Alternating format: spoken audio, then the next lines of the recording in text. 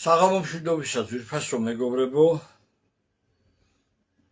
ხო აი უკვე გამოჩნდა ადამიანი. მშვიდობა მოგცეთ ღმერთმა, მე დღეს მინდა გესაუბროთ ქართველთა გაერთიანების რამდენიმე საკითხზე, როგორც დემოგრაფიაზე, ასევე ფონდზე და კიდევ რამდენიმე საკითხზე მაქვს სასაუბრო, ასევე მაღაროელების პრობლემა. და იმედია შემოხვალთ, გააზიარებთ და აი მე მგონი უკვე საკმარისად შემოვიდა ხალხი. მოკლედ მეგობრებო, გუშინ ჩვენ პირველი ღია ცისქვეშ გამოსვლა გქონდა. ჩავატარეთ პირველი სასტარტო აქცია, ასე ვთქვათ. ვისაუბრეთ აი იმ უმძიმეს პრობლემებზე, თუმცა რაღაცა ტექნიკური ხარვეზები გქონდა ჯერ და რაღაცები მოსაყვანია წესრიგში და ამაზეც მინდა ვისაუბროთ. უმძიმესი მდგომარეობაა მეგობრებო, ამის შელამაზება არ შეიძლება და ყველა ხედავთ ალბათ, ვინც დადიხართ ქუჩაში. არავისი ახსნა და სტატისტიკები აღარ არის საჭირო აქ, ყველა ეს ხელისუფლებები წინა თუ ეხლანდელი თუ იმის წინ ყველა აბსოლუტურად იტყუება, სახეზეა ყველაფერი. ნახევარზე მეტი უკვე უცხოელი დადის აგერ თბილისში, სადაც ჩვენ მოძრაობთ. ახლა უკვე აი როდესაც 2025 წელი დადგა, ქართულმა ოცნებამ გვახარა, რომ აი 6 მილიარდიანი ინვესტიცია შემოიტანა ვითომ ქვეყანაში. აი სწორედ აქედან იწყება მეგობრებო დიდი უბედურობა. ამას უნდა მოუყვეს ზუსტად აი ის მიგრანტები. ახლა რომ შინაგან საქმეთა ministris მოადგილე გამოვიდა და განმარტა, რომ თითქოს პირიქით ვითომ კაცრდება სავიზო პოლიტიკა, არავითარი სავიზო პოლიტიკა აქ არ კაცრდება. აქ დაგეგმილია, ნამდვილად ვიცით, 1000-ობით აზიელი და აფრიკელი შემოყვანა, მუსულმანების შემოყვანა, იაფი მუშახელის და ყველაზე სავალალო ის არის, რომ ამ ქვეყანაში საშველი არ დაადგა ქართველი გარბის და ეს უცხოელები შემოვლენ და მისი განმარტებით, შინაგან საქმეთა ministris მოადგილის განმარტებით, რომ ვითომ კაცრდება, თან იმას ამბობს, რომ მათ თუ საშუალება გვექნება დავაკმაყოფილებთ ბინებით, იმიტომ რომ ასეთია საერთაშორისო სტანდარტიო, ასევე უფასო ჯანდაცვითო და უფასო განათლებითო. მე მგონი ეს რო გქონდეს ქართველებს, ბედნიერი იქნება ქართველი ხალხი. ეს მეგობრებო, ეს 17 ქვეყანა, რომელსაც ახლა სავიზო რეჟიმი მოეხსნება და 16 მაისიდან შევა ძალაში, თქვენ იცით, რომ ძალიან ისეთი ქვეყნებია, რომ ჩვენ ალბათ ნებისმიერი საქართველოს მოქალაქე შეეშინდება, რომ მოზარდი გაუშვას ქუჩაში.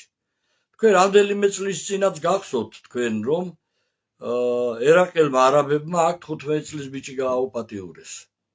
გახსოვთ ალბათ ესეც, ხო? ჯერ სად არის აქ ისეთი ხალხის, ისეთი დაგავი ხალხის შემოყვანა იგეგმება. მე არ ვიცი, ახლა მე ერთი რამე ვიცი ის, რომ ეს არის აი იმ გლობალისტების გეგმა. ამაზე დიდძალი თანხებია გამოყოფილი, რაც უფრო მეტ მიგრანტს მიიღებს ხელისუფლება, მით მეტ ჰონორარებს მიიღებენ. ასე იყიდება ქვეყანა მეგობრებო. ეს არის, მე არ ვიცი, ეს არის ძალიან საგანგაშო და ჩვენ ქართველებს აღარ დაგვჭირდა არჩევანის საშუალება. ერთადერთი რაც არის, ჩვენ ყოველგვარი ისტების გარეშე უნდა გავერთიანდეთ და სწორედ ამის გამო ვაკეთებთ ჩვენ ამას და დღედაღამე ვფიქრობ თუ როგორ გავაკეთოთ ეს ყველაფერი, რომ მასობრივი გახდეს ძალიან მალე, იმიტომ რომ დრო არ იცდის. და ხედავთ თქვენც, რომ ეს არ არის არ პარტია, არ რაღაცა, ეს არის ჩვეულებრივი ჩათვალეთ, რომ ეს არის ეროვნული მოძრაობა მამული ენას არწმუნოებისთვის, რომელმაც უნდა იბრძოლოს სამშობლოს გადარჩენისთვის, რომ ეს ქვეყანა არ დარჩეთ უცხოელებს და არ დაკარგოს ქართველმა ხალხმა. ეს გმირობით მოტანილი ქვეყანა. ჩვენ ეხლა დასამალი არ არის და აი ეს გამყიდველი ხელისუფლება ყველანაირად გვებზვის.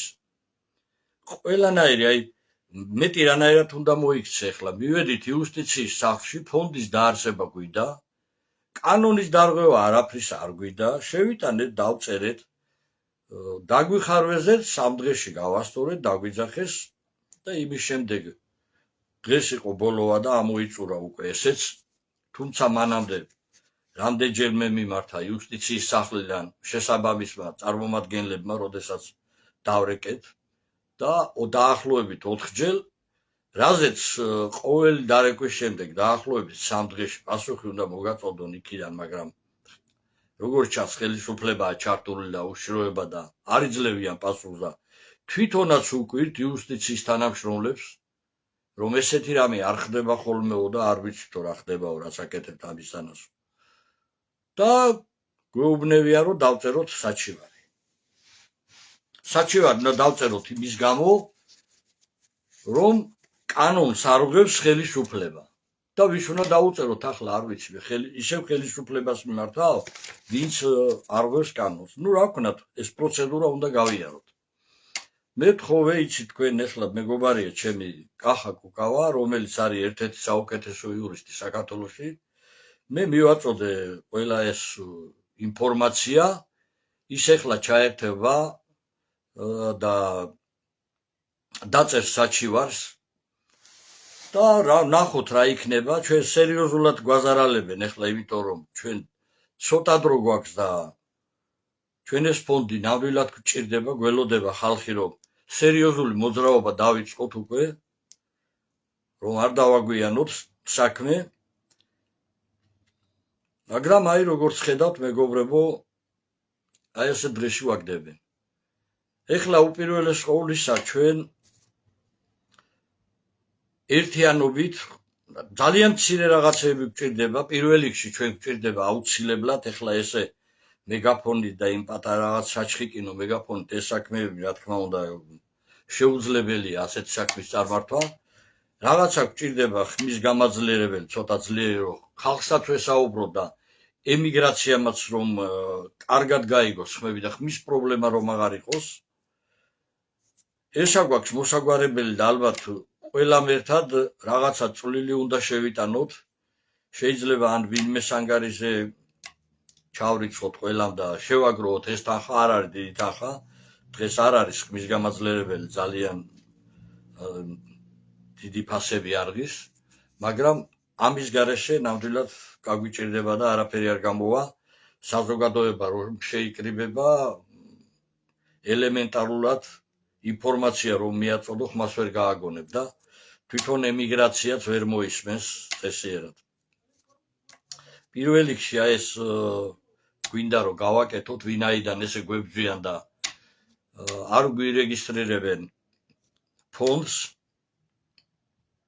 მე პირდაპირ მინდა ეხლა მიმართო აი ამ დე-ფაქტო ხელისუფლებას, იმიტომ რომ მე ამათ არასოდეს 92 წლიდან არც ერთ ხელისუფლებას არ თვლი და მე კი არა საერთოდ სამართლებრივად ლეგიტიმაციის თვალსაზრისით ესენი არ არიან ლეგიტიმური თავრობები, მაგრამ დე-ფაქტო ხო არიან. აი როდესაც გამოდიან და სამართალზე გელაპარაკებიან, თქვენ კაი ხალხო, თქვენ ერთი აბა გამოდი ახლა კონსტიტუციონალისტი რო ხარ, ახლა პრემიერ-მინისტრო კობახიძევ და თქვი ერთი, რატომ არ ღვევს კანონს იუსტიციის სახლი? მითხარით, აი რატომ არ გვირეგისტრირებთ? თუ არასწორია რაღაცა ხო უნდა მოგემართათ, ხო? თანხა გადავიხადეთ, ფული წაიღეთ, არაფერს არ აკეთებთ. აი ეს არის თქვენი სამართალი და ვიღაცამ რომ რაღაცა დაარღვიოს იქით და ჩაიდინოს რაღაცა უკანონობა, იმ წუთშივე კანონზე იყურებიან ვითომ. და ეხლა მე გადავდივარ ერთ-ერთ თავარ თემაზე, მაღაროელების თემაზე. 4 მაღაროელი ყავთ დაპატიმრებული, 4-დან 2 საერთოდ არ მონაწილეობდა, არ იყო იმ გაწევ-გამოწევაში იქ. და აი იქამდე რომ მიიყვანებენ ხალხს, ესე იგი ყოველგვარი უსამართლოდ რომ იქცევიან, ხო და მიიყვანებენ ადამიანს იქამდე რომ იძულებული გახადოს რომ მდგომარეობიდან გამოვიდეს, მე იქით იჭერენ. შეიძლება სახელმწიფო რომ შრომელ ადამიანს მაღაროელს დაიჭერს და თაღლითი იმას ანაფორმებს ხელშეკრულებას რომ 3600 ადამიანი უმუშევარი დატოვოს. აქ აი რომელ საერთოდ სამართლიანობაზეა ლაპარაკი ხალხო. არაფერი არ გამოვა საერთოდ არანაირი ის არ გამოვა. ჩვენ აუცილებლად ვაპირებთ მე დღეს მქონდა საუბარი ერთ-ერთ ჭიათურელთან აქტივისტთან გოგა მოდებაძესთან, რომელიც აი ესაუბრებოდა გახსოვთ ალბათ მაღაროელების გვერდზე არის ჭიათურ საჩხერის მეუფეს, ძალიან დილობიან და ძალიან შესანიშნავად ესაუბრა, თუმცა ვის ესაუბრებოდა მან ახლა ის ახალგაზრდა, მაგრამ ჩვენ ვიცით ვინც არის ეს კაგების მიერ ჩანერგილი ანაფორა გადაცმული მგელი, რომელიც 92 წლის 7 იანვარს ზეიმობდა ზვიად გამსახურდიას დამხობას და თამად აბრძანდებოდა იქ ბანკეტზე. აი ეს ის მეუფია და ის 7 პუნქტიანი ხელშეკრულება, რომელიც აი ამ შესანიშნავმა ახალგაზრდამ აუხსნა ყველაფერი, რომ ატყუებდნენ და სახელმწიფო არაფერს არ ითვალისწინებს და დახმარებას ითხოვდა და ყველაფერი აი ხელის გულზე დაულაგა, ჯერ ვითომ აი ვითომ შეწუხდა, ვითომ რაღაცა და ბოლოს როგორც დარიგებულია იქიდან უშიშროებიდან და მთავრობიდან, რომ ნელა-ნელა შეაფაროს მერე. მოდით ჯერ იქნებ დათანხმდეთ კომპანიას, მოაწეროთ ხელი და მე თანდათან დანარჩენი გავაპროტესტოთ, გესმით? ანუ რაზე არის ლაპარაკი? თავიდან მეგობრებო, არავის არ დაასაქმებენ დაახლოებით 300 კაცს იმ 3600 ადამიანიდან და მე რა უნდა იყოს არაფერი. ეს უნდათ იმის გულისთვის, რომ ეხლა ჩააჩუმოს საქმე და მშვიდად მივიდნენ ადგილობრივ არჩევნებამდე, რომ არ იყოს სერიოზული პანიკები ქვეყანაში. ჩვენ აუცილებლად ჩავალთ ეხლა ამ დღეებში ვისაუბრეთ ქართველთა გაერთიანების ორგანიზატორები. ჩვენ გვაქვს ძალიან დიდი გამოცდილება თუ აი ამ რეჟიმთან ასეთ მდგომარეობაში როგორ უნდა იმოქმედონ. ჩვენ შევთავაზებთ თუ ჩვენსას გაიგებენ სერიოზულად დაიძრება ეს საქმე და სერიოზული შედეგების დაიდება. თუ დაგვიჯერებენ, ჩვენ გზათა ვართ, პირადად ჩვენ ჩავერთოთ. ესე არა რომ რამოდენიმე იქ გაწირეს 6 ბიჭი და ეხლა იმათ იშიმშილონ ესე უადოთ. ესე არ იქნება. ჩვენ თვითონ ჩავერთობით და ვიცით როგორ უნდა ჩავერთოთ. ჯაჭვური იმას გავაკეთებთ პრინციპით და ეს მოიცავს ძალიან დიდ მასებს. ჩვენ პირადად მე ჩავერთობი იმ შიმშილობაში, მე დაუდგები აი პირადად ამ ბიჭებს გვერდით. ესენი არიან ნამდვილი ადამიანები, ნამდვილი შრომელი ადამიანები, უმძიმესი შრომაში გამოწვრთობილი ხალხი და ჩვენი ბრძოლა იქნება ძალიან მკაცრი, უპირობო, რომ ის 4-ვე უდანაშაულო შრომელი ადამიანი, მაღაროელი დაუყოვნებლივ იქნეს, განთავისუფლებული აი ამ მოძალადე რეჟიმისა. აი რომლებიც თვითონ აი რაზეც გესაუბრებთ, თავად არღვევენ ყველა კანონს. თვითონ არღვევენ. და ვინ არიან საერთოდ ეს კომპანიები საერთოდ რომ ესე ბატონობენ ხალხზე და ერთი ხელის მოსმით ანთავისუფლებენ მთელ რეგიონს. ჩათვალეთ რომ მთელი ჭიათურა უმუშევარი დარჩა, მთელი ოჯახები და ესე განადგურდება მთელი რეგიონი. მე არ ვიცი სახელმწიფოს პასუხისგებლობა, ხელისუფლების პასუხისგებლობა თუ ვთვლი რომ ხელისუფლება ხარ კიდევ რა არის, რატომ შემოყავთ აი ასეთი თაღლითი კომპანიები? რატომ არის იმ 7 პუნქტში ისეთი პუნქტები, რომ ყველა პუნქტით, ესე იგი, ნებისმიერი შრომელი, მაღაროელი იქნება მოტყუებული, იმიტომ რომ შეიძლება კარგად ვერ ერკვეოდეს იურიდიულ იმეებში, საკითხებში, ეს ხო არის თაღლითობა, რომ აი შენი ხალხი ასე მოატყუებინო ვიღაცა გადამთიელ იმას, რა ქვია, რუსი ებრაელია თუ უკრაინელი ებრაელი, ხო? აი ამიტომ არის მეგობრებო, რომ ჩვენი მიზანი არის ამ ქვეყანაში ერთხელ და სამუდამოდ ვუშველოთ ქართულ ხალხს, გადაურჩინოთ ეს ქვეყანა და სამართლიანობა უნდა დამყარდეს აბსოლუტურად დაყრდნობილი კონსტიტუციური სამართლიანობაზე უნდა იყოს აღებული ყველაფერი. ჩვენი მთავარი მიზანია, რომ აღვადგინოთ კონსტიტუციურ სამართლიანობა ქვეყანაში. არჩევნები უნდა ჩატარდეს აბსოლუტურად სრულიად მომავალში არავითარი ამათი დანიშნული არჩევნებში მონაწილეობის მიღება არ შეიძლება, სანამ არ იქნება ქვეყანაში მიღებული ნამდვილად სამართლიანი საარჩევნო კანონი და რომლის ისიც ჩვენ შემუშავებული გვაქვს, აი მაშინ შეიძლება მხოლოდ რომ და მაშინ ექნება შანსი ქართულ ხალხს თავად აირჩიოს თავისი ეროვნული ხელისუფლება და არა იქიდან დაუსვან ხან მოსკოვიდან, ხან ბრიუსელიდან, ხან ვაშინგტონიდან. აი ამიტომ არის რომ გარედან დასმული აი ეს თავრობებმა შეჭამეს სრულიად ქართველი ხალხი და ჩვენი სამშობლო.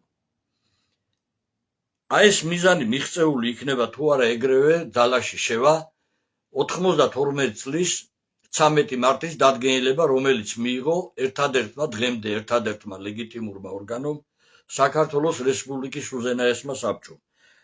აი ამ დადგენილების აღდგენის შემდეგ ძალაში შესვლის შემდეგ ძალაში ისედაც არის, მაგრამ ხელისუფლება სჭირდება ამას, კეთილინება ამას გულისხმობს. ჩათვალეთ, რომ იმ წუთიდანვე ჩვენ ყველა უკანონო დადგენილებას ანულირებას გავუკეთებთ. ანუ ეგრევე გამოსულია საქართველოს თუნდაც ჯანმოდან, იმიტომ რომ ესენი იყვნენ უკანონო დამნაშავე არალეგიტიმური რეჟიმები და ამათ მოუწერეს ხელი და არა მათ და აი დადგენილებაში წერია 13 მარტის დადგენილებაში რომ ჩაითვალოს იურიდიული ძალის არქონე და ბათილად იქნას იგი ცნობილი და ყველა მას შემდეგ აბსოლუტურად მიღებული ანტიეროვნული, ანტიხალხური დადგენილებები, ბრძანებები ყველაფერი იქნება ანულირებული ხალხის სასარგებლოდ. აუცილებელია ხალხის აი ამ გაჭირვების ჭაობიდან ამოყვანა და ამისათვის უნდა შეფასდეს თუ რა ბუნებრივი რესურსებს აფლობს საქართველო და რა ეკუთვნის თითოეულ მოქალაქეს. ჩვენ ვიცით რომ ეს არის ძალიან კოლოსალური თანხები, რა თქმა უნდა იმ წუთშივე ეს თანხები არ მიეცეთ, მაგრამ ყველა ისარგებლებს თავის წილით და იმ წუთიდანვე, როდესაც ეს იქნება მიღწეული, ქართველი ხალხი ამ გაჭირვების ჭაობიდან ყველა ამოსული იქნება და ემიგრანტების დაბრუნდებიან. ეს ძალიან მარტივი სქემაა ემიგრანტების დასაბრუნებლად და აუცილებლად უნდა შემუშავდეს შემდეგ მართლაც ეროვნული ხალხისგან, კონსტიტუციონალისტებისგან ერთხელ და სამუდამოდ ნამდვილი ქართული სახალხო კონსტიტუცია, რომლის ქვეშაც იქნება ყველა დაცული გლეხიც, მინისტრის და ყველა თანაბრად იქნება დაცული ამ ქვეყანაში. უნდა შემუშავდეს, რა თქმა უნდა, მაღალი სტანდარტების განათლების სისტემა, უნდა დაინგრეს ეს ბიუროკრატიული აპარატები და კლანური მაფიოზური ეს მმართველობები აბსოლუტურად უნდა დაინგრეს. ეხლა მეგობრებო, ჩემი თხოვნა არის კიდევ ერთხელ მინდა გითხრათ, რომ ესენი ძალიან გაგვიწელავენ დროს და ვიცი რომ გვაწვალებენ ამ ფონდის შექმნაზე, თუმცა ჩვენ მაინც სამართლებრივად მივყვებით, მაგრამ აუცილებელია ჩვენ დაგვჭირდება ეხლა ისეთი დღეებიც მოდის და იმდენი საპროტესტო გამოსვლები უნდა დაიგეგმოს უკვე რომ აუცილებელია ყველაზე ძალიან ეხლა ჩვენ დაგვჭირდება ყველამ ერთად როგორმე უნდა ძალიან ისეა რომ არაფერი დიდი თანხა ეს არ არის, უნდა შევაგროვოთ და შევიძინოთ აი ამ ეროვნული მოძრაობისთვის ხმის გამაძლებელი აპარატურა. ეს არის პირველი გასაკეთებელი საქმე მეგობრებო, დანარჩენი ახლა ჩვენ გადავწყვიტავთ ამ დღეებში ჩავალთ იქ და იქიდანაც ალბათ ჩავწერთ და ვისაუბრებთ და გაგაცნობთ ყველაფერს, რა გადაწყვეტილებას მივიღებთ მაგაროელებთან და გეგმავთ ასევე მოვიფიქრებთ თუ როდის დავგეგმოთ შემდეგი გამოსვლა, შეიძლება ჩვენ დავამტყიოთ ეს 17 მაისს, ოჯახის სიწმინდის დღეს, ნახოთ, ვიმჯელებთ, დავფიქრდებით და აი ეს როგორმე გავაკეთოთ, რომ ისევ აი ამ ნაცების და ქოცების დასაცინები არ ვიყოთ და ნორმალურად და სოლიდურად გამოვიყურებოდეთ. სულ ეს იყო მეგობრებო, მე თქვა ეს მინდოდა მე თქვა თქვენთვის, პირდაპირ საქმეა გასაკეთებელი და აი ამას გეუბნებით, რომ ეს აქვს გასაკეთებელი ახლა და იმედია ყველა გულთან მიიტანს ემიგრაციაც შეუძლიათ ასევე დაუკავშირდნენ ემიგრაციაში აი ამ მოძრაობას ხელმძღვანელობს ერმილე ნემსაძე